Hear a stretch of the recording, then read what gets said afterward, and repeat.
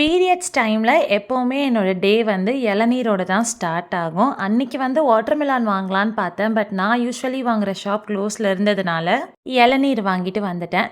இது சாப்பிட்டு முடித்தோன்னே அம்மா வந்து தக்காளி தோசை ஊற்றி கொடுத்துருந்தாங்க. அதை சாப்பிட்டுட்டு நல்லா தூங்கிட்டேன்.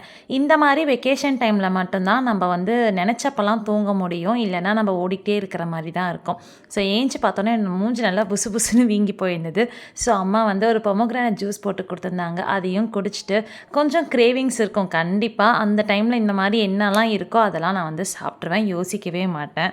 ஆஃப்டர்நூன் லஞ்சுக்கு வந்து எனக்கு ரைஸ் வேணான்னு சொல்லிட்டேன். அதுக்கு பதிலாக ஏதாவது கொஞ்சம் ஹாட் அண்ட் ஸ்பைஸியாக சாப்பிடணும் போல் இருந்துச்சு அப்படின்றதுக்காக தான் நானே கிச்சனுக்கு போய் மேக் அண்ட் சீஸ் பண்ணி சாப்பிட்டுட்டேன். நைட்டு வந்து அம்மா பச்சை பயிறு அரைச்சி தோசை ஊற்றி கொடுத்தாங்க. சத்தியமாக எனக்கு டேஸ்ட்டு பிடிக்கல. அது சொன்னதுக்கு தான் செம்ம திட்டு வாங்கிட்டு கடைசியாக எனக்கு ஒரே ஒரு ஒயிட் மாவு தோசை தான் ஊற்றி கொடுத்துருந்தாங்க.